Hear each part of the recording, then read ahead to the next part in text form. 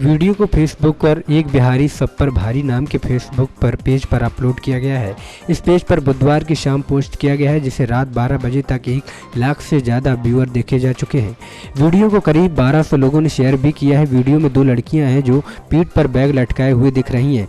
Video में लड़कियों को देखकर पता चलता है कि वो कॉलेज स्टूडेंट है। वीडियो में जिस तरह से लड़कियाँ लड़कों पर सबक सिखा रही हैं, उससे पता चलता है कि वो लड़कियों का पीछा करता था। क्या है वीडियो में, ये तो देखकर ही पता चलेगा कि लड़कियां लड़के पर कई दिनों से उनका पीछा करने का आरोप लगा रही हैं। जब लड़कियां उनसे पूछती हैं कि वो ऐसा क्यों कर रहा है, तो वो ऐसे करने से इनकार करता है। फिर क्या लड़की उस पर थप्पड़ों की बरसात कर देती है और झूठ बोलने की बात कहती है। इसके बाद लड़कों को 2-4 बार और थप्पड़ मारती है, फिर बाइक से नीचे उतरवा कर उठक बैठक भी करवाती है। नेक्स्ट न्यूज़ के लिए अनुज मिश्रा की रिपोर्ट। लेटेस्ट अपडेट के सब्सक्राइब करें।